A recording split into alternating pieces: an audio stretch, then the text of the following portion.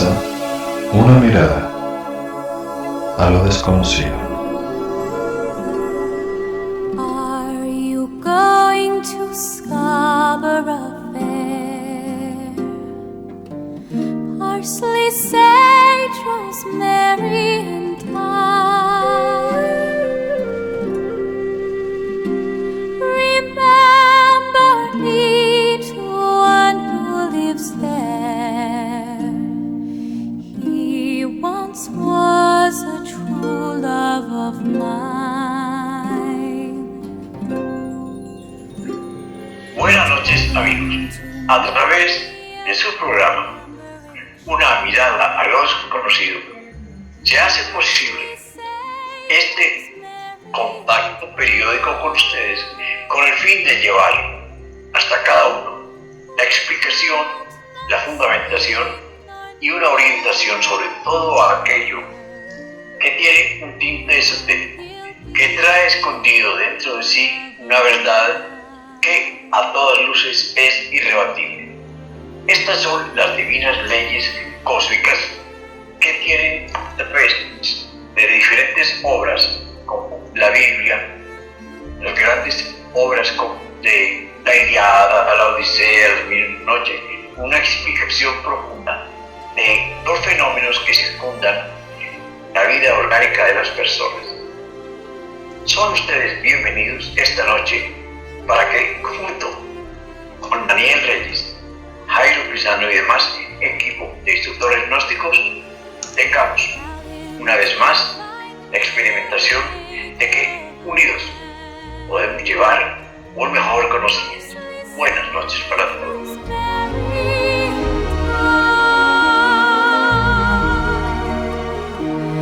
Between the salt water and the sea strand, and he'll be a true love of mine. Los elementales de la naturaleza. Se dice que lo infinitamente pequeño es relativamente igual a lo infinitamente grande. El hombre es un microcosmos, un universo en miniatura. Como es arriba, es abajo. Hombre, conócete a ti mismo y conocerás el universo y a los dioses. Palabras sabias pronunciadas por diferentes personas en muchos siglos de conocimiento. Afirmaba el eminente científico alemán, Dr. Arnulfo Krüger, coronel del ejército mexicano en la Revolución, que un átomo es un trío de materia, energía y conciencia. Algunos científicos han podido comprobar de que un átomo, al ser atacado mediante ciertos procesos, se mueve inteligentemente esquivando los ataques de que es objeto. Si observamos cuidadosamente la conformación del átomo, podemos darnos cuenta de que se parece mucho a la formación de un sistema solar. Entiéndase, no estamos afirmando que un átomo sea un sistema solar, sino que sencillamente así estamos haciendo notar la relación de una conformación que hay entre ambos. De cualquier forma, esta conjunción humana, animal, vegetal o mineral, se reduce en su manifestación anímica a un átomo.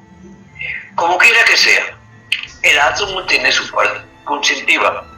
Podemos deducir que todo es absolutamente todo, hasta las cosas más pequeñas e insignificantes, están manejadas por una fuerza inteligente superior. Esto nos recuerda las palabras bíblicas que dicen: Dios está en todas partes. O esta otra: no se mueve una hoja de un árbol sin la voluntad de Dios. En el gran libro sagrado de la naturaleza se dice: en todas las cosas descansa una presencia absoluta. En todos los libros de los grandes iniciados se ven ideas similares.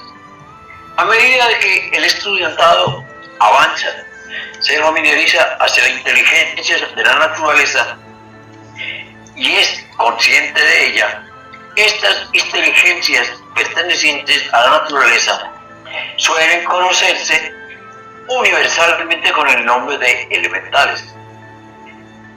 Esta naturaleza está dividida en dos secciones. Una que corresponde al mundo físico, que viene a ser la contraparte inferior de algo que existe en la atmósfera más sutil de la naturaleza.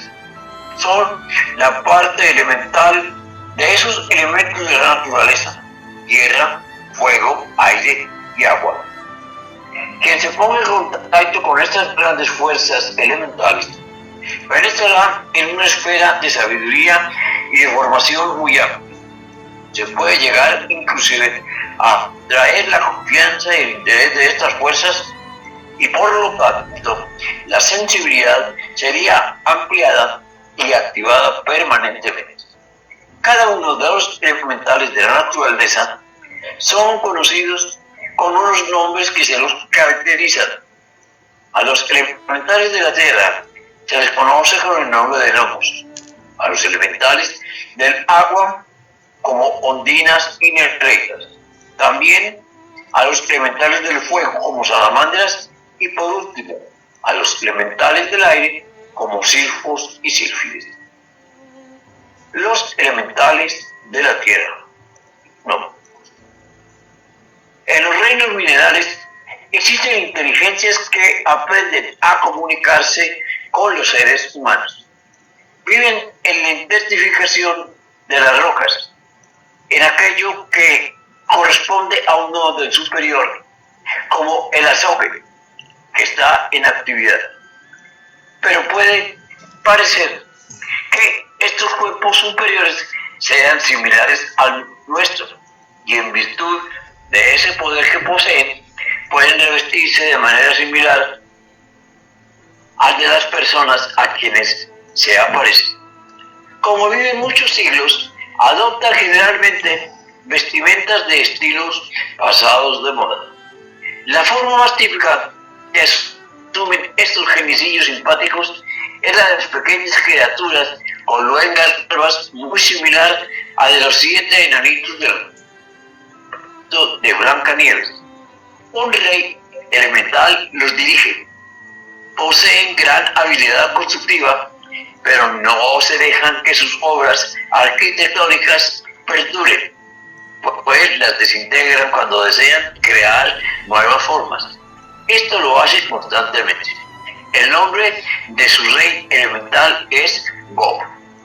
Para poder trabajar con estos elementales, como se explicará profundamente a través de las enseñanzas gnósticas, se necesita, primero, vencerles en su elemento y con las características psicológicas que les son afines a naturaleza y personas. En los antiguos templos iniciáticos, el discípulo era sometido físicamente a pruebas de valor estoico.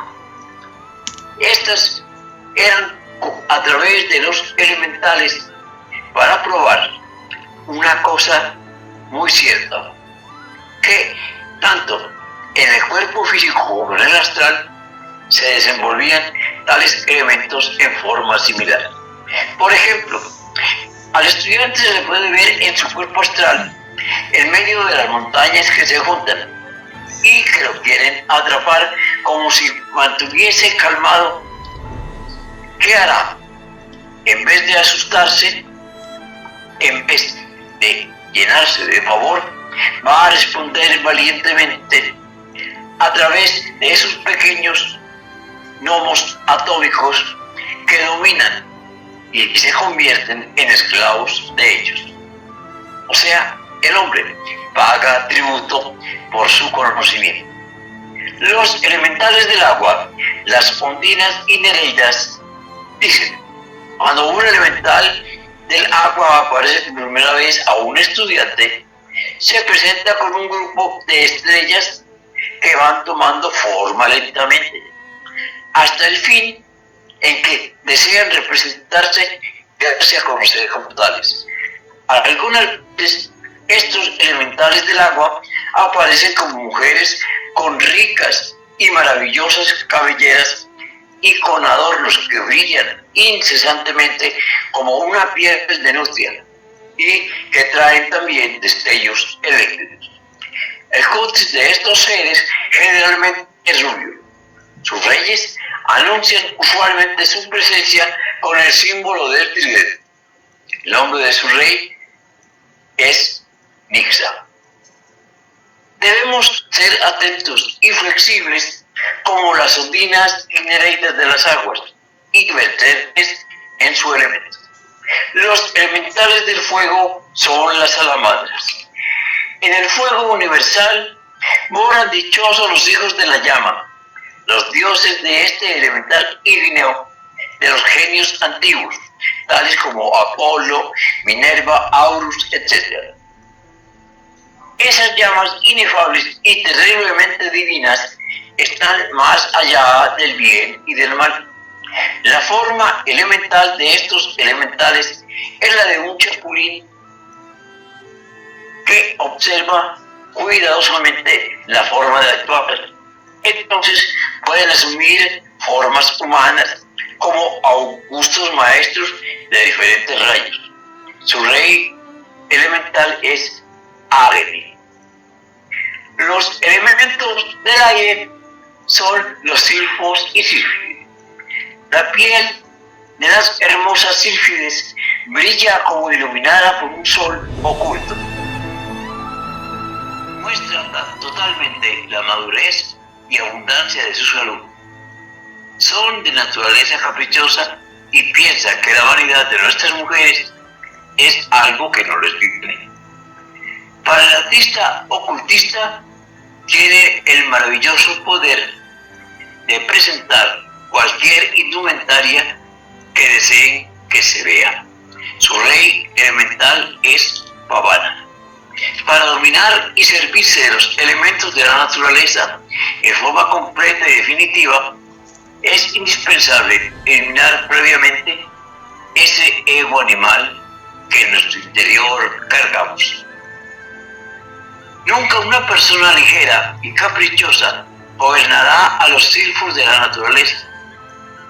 Jamás un sujeto blando, frío o voluble estará como amo absoluto de estas ondinas de las aguas o de estas nereides que manejan también este elemento.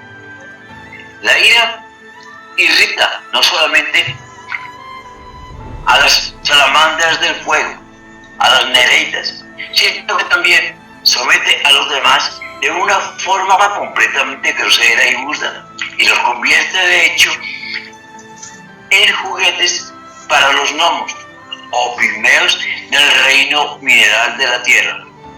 A quienes quieren servirse de ellos, los gnomos dan buenas lecciones.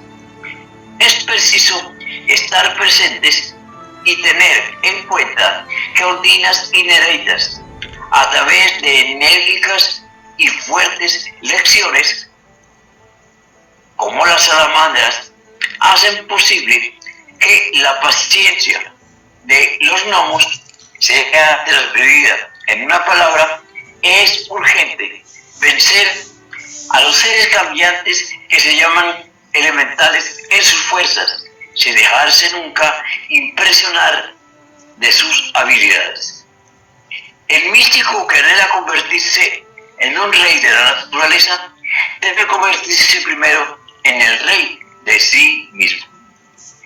¿Cómo podríamos mandar a los elementales de la naturaleza si no hemos todavía aprendido a gobernar los elementales atómicos de nuestro propio organismo? Las salamandras atómicas de la sangre y del sexo arden espantosamente con nuestras pasiones animales. Los silfos atómicos y nuestros aires vitales están al servicio de una imaginación grosera. Juegan con nuestros pensamientos lascivos y perversos. Las ondinas atómicas del sagrado esperma originan siempre espantosas tempestades sexuales. Los gnomos atómicos de la carne y de los huesos gozan indolentes con la pereza, la glotonería y la concupiscencia. Cuando prana, aquella energía sutil, entra en actividad, las oleadas monádicas o chispas divinales se revisten mejor a los cuerpos y se expresan como elementales. Tales corrientes elementales evolucionan e involucionan, descienden del cielo de Urania y ascienden nuevamente hacia el infinito. Este flujo y reflujo de la vida resuena aterradoramente como el gong de los chinos. La naturaleza tiene 7 elementos poblados en ella. Estos elementales descienden del mundo de la luz hasta el reino mineral y ascienden desde el reino mineral hasta la luz misma. Los elementales más evolucionados del reino mineral ingresan al reino vegetal. Los elementales más evolucionados del reino vegetal ingresan al reino animal. Los elementales más evolucionados del reino animal ingresan al reino humanoide. Los elementales son eternos. En todo elemental existe una chispa divinal, se llama el íntimo.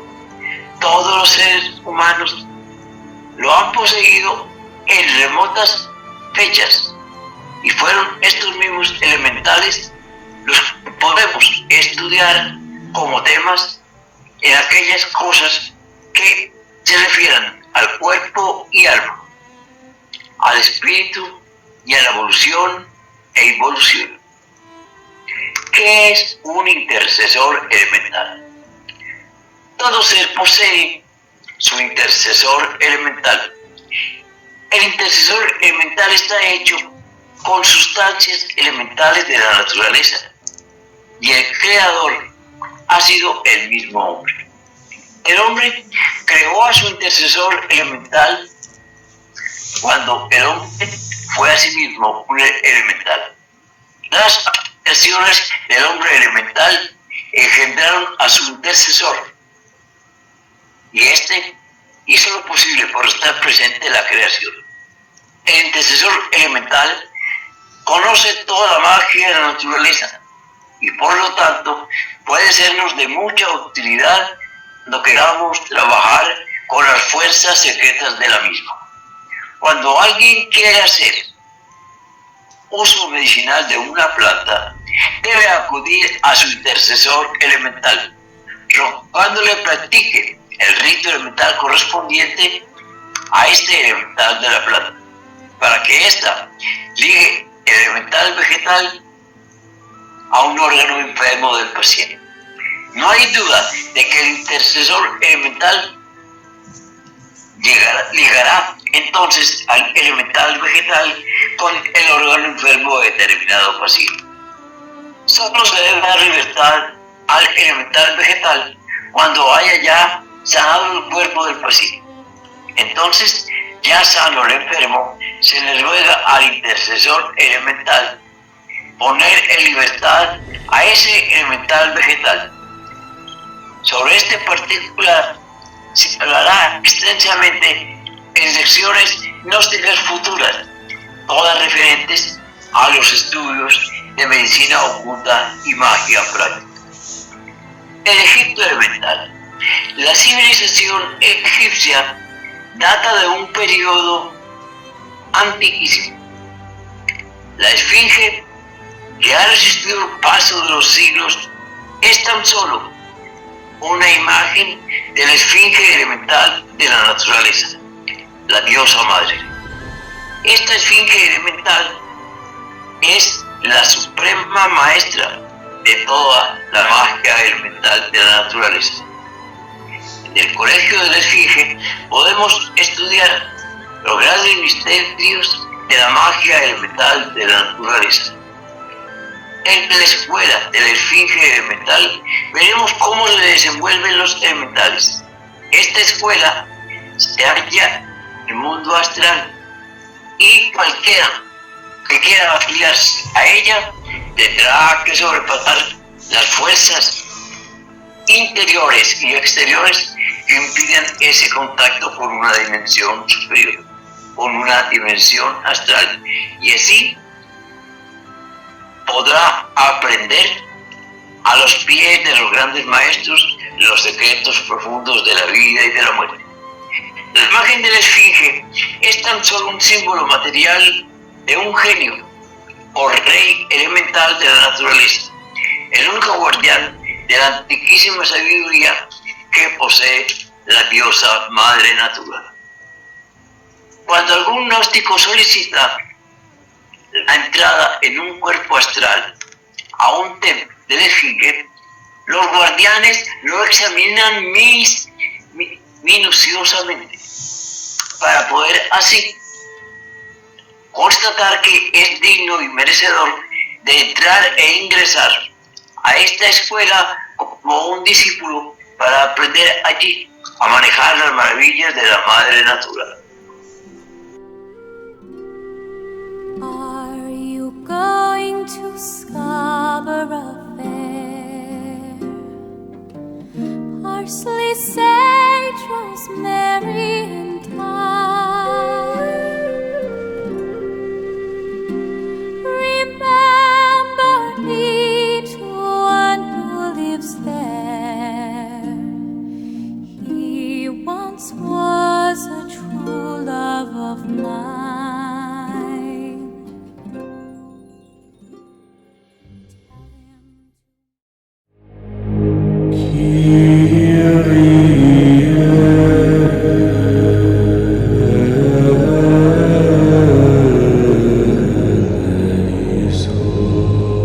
Radio Ajiacac. Conócete a ti mismo. Conócete a ti mismo. Conócete a ti mismo. Conócete a ti mismo.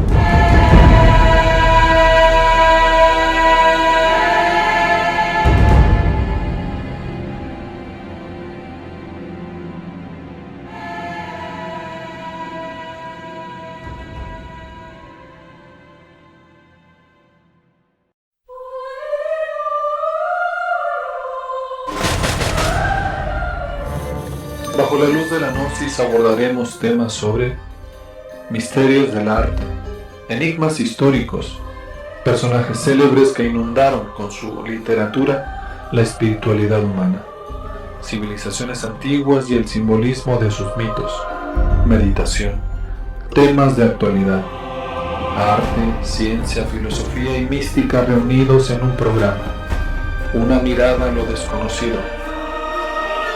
Escúchanos todos los jueves a las 9 de la noche en Radio Ajiacac, aquí donde lo que parece increíble es la verdad.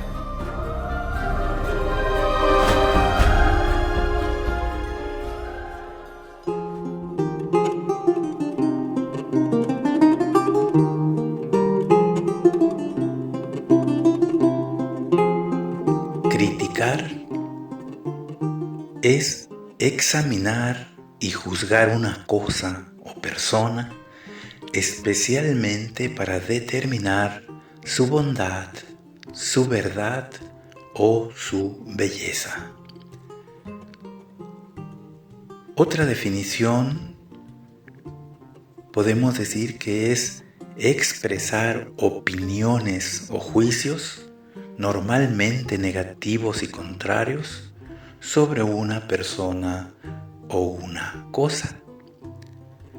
Aunque sabemos que existen dos tipos de críticas, las críticas constructivas y las críticas destructivas. Sin embargo, las que más daño causan, como su mismo nombre lo dice, pues son las destructivas. Pues bien, debemos saber que lo que vienen a ser las críticas producen un terrible desorden mental y emocional.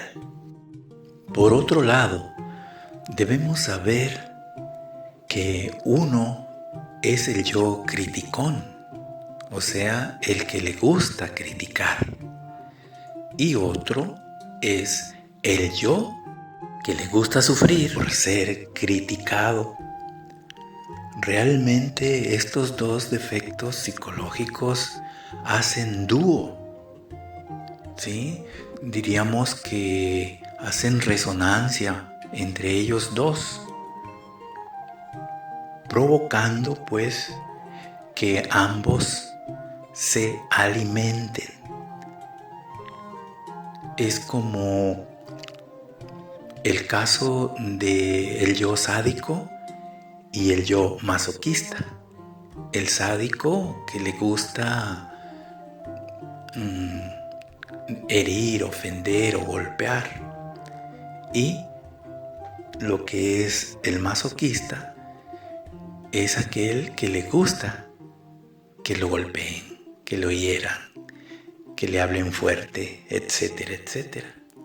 Entonces, en este caso, el yo criticón, pues se alimenta cuando critica a los demás, mientras que el yo criticado, o sea, que el yo que sufre porque lo critican, es precisamente aquel que de esa manera se alimenta. El yo que sufre por ser criticado realmente nos hace sufrir a nosotros, pero el yo por dentro está feliz. Diríamos que hasta se burla de nosotros, porque se está saliendo con la suya, porque nos está haciendo sufrir a nosotros, mientras que él se está alimentando. Es que es tan fácil criticar. Todo mundo critica. Y los gnósticos no seremos la excepción hasta que eliminemos completamente a este defecto. ¿Cómo se le teme al qué dirán? Realmente bien sabemos que han habido hasta suicidios por cuestiones de las críticas o por el miedo a cómo los van a criticar. Por ejemplo, supimos el caso de un expresidente de Sudamérica que cuando lo investigaron y le descubrieron algunas acciones negativas que realizó, fueron a arrestarlo a su casa y él les pidió unos momentos para entrar a su recámara y allá se suicidó dándose un balazo en la cabeza. Entonces, esto pues es precisamente porque se ponen a pensar que toda su presencia que tuvieron como presidentes se iba a derrumbar. Le tuvo miedo a las críticas, ¿sí? A las terribles críticas de la gente, que toda esa imagen que tal vez él mostró ante el público, todo se iba a venir abajo, todo iba a mostrarse como si hubiera sido una farsa. Entonces, ante esta situación, prefirió quitarse la vida. Otro tanto sucede con las personas que han tenido mucho dinero y que por azares del destino se les acaba, o porque juegan y pierden en una apuesta o en algún determinado juego su fortuna. Entonces se sienten vacíos, sienten que ya no son nada, sienten que la vida ya no tiene sentido si ellos no tienen dinero. Entonces, muchas veces estas personas caen en la desesperación, se deprimen y luego se suicidan o tienden a suicidarse. Entonces, todo esto, ¿por qué? Precisamente porque le temen demasiado a las críticas, que antes eran unos donseñores, era un don señor y ahora solo serán un don nadie. Y peor, si no fueron tan buenas personas con los demás, entonces temen que ahora los demás o se burlen de ellos o los traten muy mal o hasta los lleguen a golpear, etcétera, etcétera. Sienten que todo su mundo se les derrumba porque ya no van a tener el prestigio social que tuvieron antes. Entonces, pues esto es algo tremendo, algo que uno debe reflexionar, porque ahí se está viendo que se le está poniendo el valor de la vida a lo que es el dinero. Pero realmente nosotros valemos por lo que somos, por lo que hacemos, por nuestras virtudes y cualidades que tenemos y que expresamos para bien de los demás. Así que le damos demasiada importancia al qué dirán. Y más importancia le damos cuando los que nos critican son nuestros amigos. Uno pensaría que siendo nuestros amigos no nos deberían de criticar, porque son nuestros amigos. Pero para comprenderlos mejor, la manera más fácil de hacerlo es poniéndonos en sus zapatos y ver las cosas de allá para acá. Si nosotros viéramos un error o una falla en otra persona, en nuestro amigo, nosotros, ¿por qué deberíamos defender su postura si vemos que no va de acuerdo a nuestra realidad? O si vemos que es un error, o si consideramos que está mal. Entonces, cuando uno se pone a ver las cosas desde otro ángulo o desde el punto de vista de los demás, es cuando uno los comprende más fácil. Así que nuestros amigos, si tienen que hacernos una crítica y no la hacen porque son amigos de nosotros, entonces estarían cayendo en la complacencia con el delito si es que nosotros hemos cometido un error. Así que hay que ir reflexionando muy bien estas cuestiones. Urge que trabajemos el yo criticón, pero urge más que trabajemos el yo que sufre lo indecible cuando es criticado. Si logramos comprender y eliminar a ese yo que se activa cuando es criticado, nos llenaremos de una extraordinaria fortaleza física, mental y emocional. Hay que afrontar las críticas con valor y decisión. Total, son críticas. Hay que entender que debemos de verlas de una manera normal, no exagerando las cosas. De ahí la pregunta de ¿por qué le damos tanta importancia a las críticas?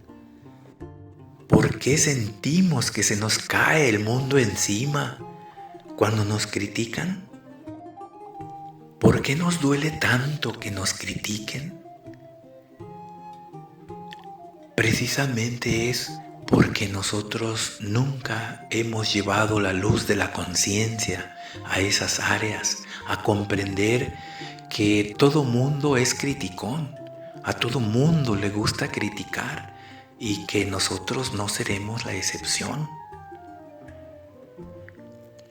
A veces las críticas hasta nos hacen dudar de nuestra verdad. Por lo general, el yo criticado siempre se asocia con otros defectos, como el miedo, la ira, el orgullo, la venganza, el rencor, el resentimiento, etcétera, etcétera. A veces la persona criticona ni siquiera tiene información, ni siquiera conoce los hechos o acontecimientos que sucedieron, por lo que cuando critica solo lo hace por sus creencias y suposiciones. Así que el criticón puede causar mucho daño al criticado. Por eso el criticado debe trabajar mucho su defecto a través de la muerte del ego, para que así deje de sentirse mal por la misma crítica que le hacen los demás, y así poco a poco se irá convirtiendo en todo un roble fuerte y vigoroso, donde se estrellen todas las críticas, calumnias y murmuraciones de los demás. Mientras uno sepa que lo que ha hecho es correcto, ¿por qué darle cabida a las críticas y por qué abrir los oídos a las mismas? ¿Por qué dejar que las críticas nos dañen tanto? Y si nos critican por algún error cometido, de antemano sabemos nosotros mismos que no somos perfectos y que los que nos critican tampoco lo son. Solo debemos ocuparnos de ir siendo mejores cada día más y más, y olvidarnos de las preocupaciones provocadas por las mismas críticas. Si vemos las críticas con los ojos del ego, las veremos terriblemente monstruosas, gigantescas.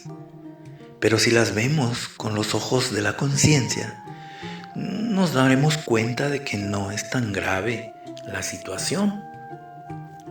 Analizando el efecto devastador que tienen las críticas sobre nosotros, nos damos cuenta qué tremenda es la influencia que tienen los demás sobre nosotros mismos.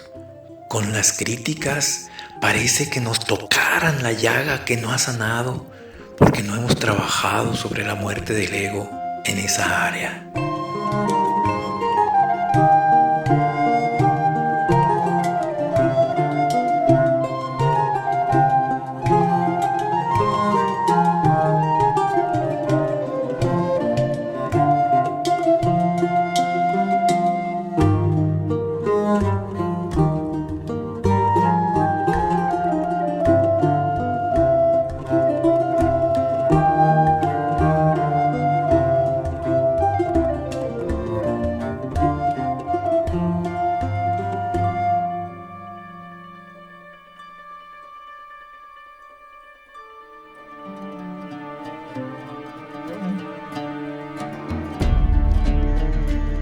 Amigos, estuvimos con ustedes a través de una mirada a lo desconocido para llevar todos los temas esotéricos que esperamos aviven su proceso interior y coadyuven en su autorrealización íntima del ser. Es nuestro deseo, nuestra visión y nuestra esperanza. Buenas noches, paz inverencial.